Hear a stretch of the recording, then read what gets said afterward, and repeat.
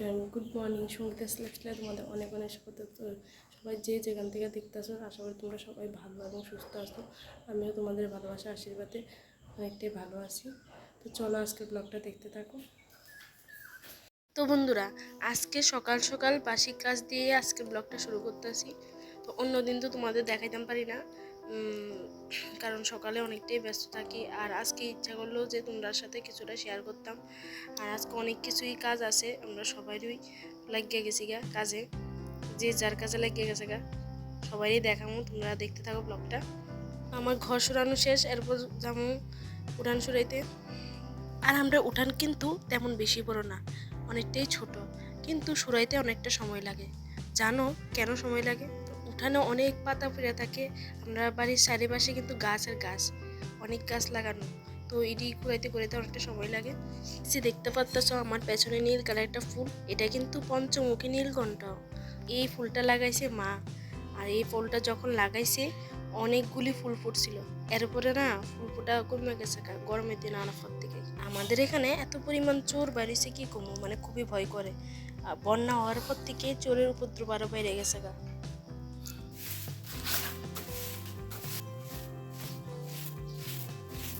পূজা যেহেতু এই বছর ঘর ঝাড়া স্টার্ট হয়ে গেছে গা, এমনিতে 2টা রুম ঝাড়া হয়েছে, আরও 2টা রুম বাকি রয়েছে। তো আজকে ধরছে আরেকটা রান্নাঘরটা, তারপরে আমরা রুমটা 2 দিন পরে ঝাড়ুম আর কি। তো যেহেতু মেয়ের পরীক্ষা চলতে আছে, এখন তো আর ঝাড়া সম্ভব না, পরীক্ষাটা শেষ হলে এরপরে ঝাড়মো। এদিকে ঘর মুছে লাইতেছি, মা আর তোমরা দাদা এদিকে ঘর পয়সা করতেছে, আমিও ঢুকছি। দেখো ওইদিকে কত নোংরা আর কত আরশোলা যে মারা হয়েছে, মানে কি কইতাম, প্রচণ্ড। ওষুধ দিতেছে আর মারতেছে, ওষুধ দিতেছে আর মারতেছে, এত পরিমাণ আরশোলা, বাপরে বাপ বাপরে বাপ, কি করবো।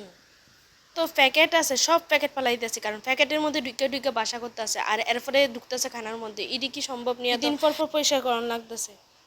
সকাল 5:30টার থেকে যে লাগছে 3জন, প্রায় বাড়িতে বাড়িতে 9:30 বাজছে।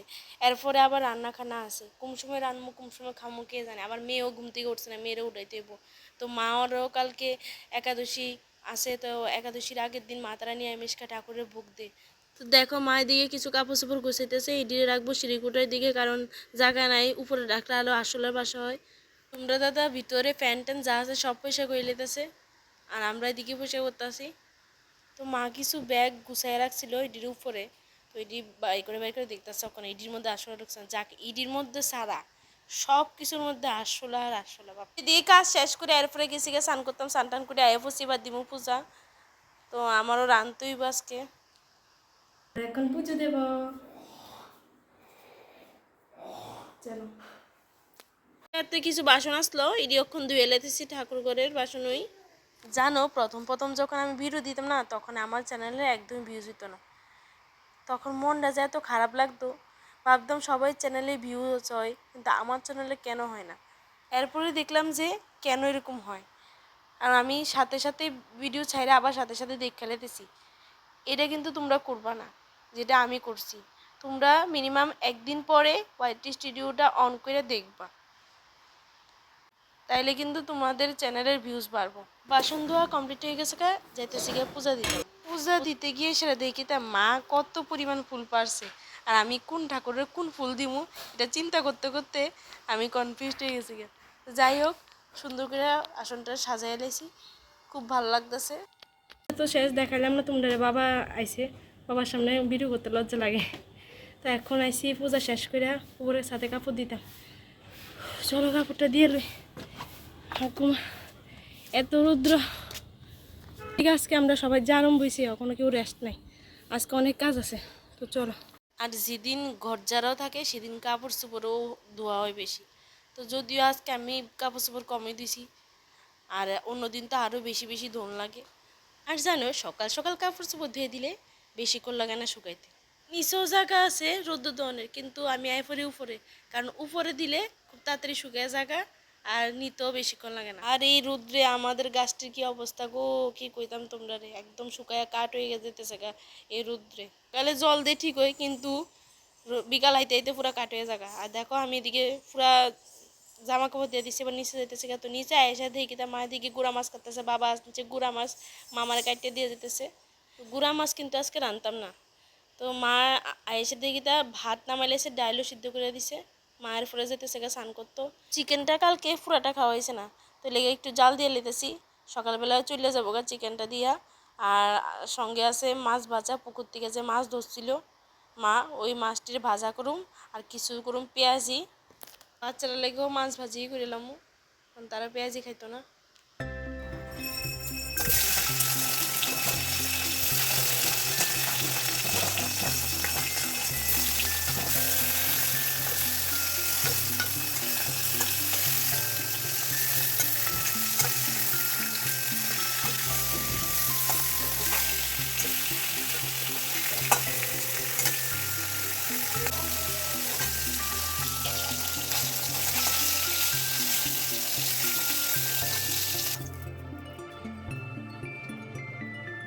তোমরা দাদা আজকে যাইবো আগরতলা একটা কাজে, এর লেগে আমি তাড়াতাড়ি করতেছি, কারণ হ্যাঁ যাওয়ানোর আগে আগে রান্নাটা শেষ হলে একটা নিশ্চিন্ত খায়া গেলো। মাছের ঝোলটা একদম শুকনা শুকনা করুম আজকে, বেশি পাতলা করতাম না। মাছের ঝোলটা পাতলা করলে ভালো লাগে না, শুকনাই ভালো পাহে, লেগে শুকনাটাই করুম। দেখো আমার মাছ পেঁয়াজি কমপ্লিট, কি সুন্দর লাগতেছে। আর অনেকক্ষণ পরে কথা কইতেছি তোমরা লগে, আগরতলার থেকে আইসে এখন খাওয়ার দিছি, আমিও বইয়া যামুগা খাইতে। তো খাওয়াটা খাই এসে এরপরে দোকানে গেছিলো, দোকান থেকে আইসে ওখানে রং করতেছে, খুব ইচ্ছে হয়েছে রং করতো, অনেক দিন ধরে কইতেছে রং করব করব। তো আজকে ঘর ঝাড়া হয়েছে, এমনিতে টেবিলের ঢাকনিও ধুয়ে দেওয়া হয়েছে, তো এরপরে কইতেছে আমি একটু রং করে লই, অনেকদিন ইচ্ছাটা পূরণ করে লই। করো তাইলে। দিকে দেখো দুষ্টু বুড়িটা কি করতেছে।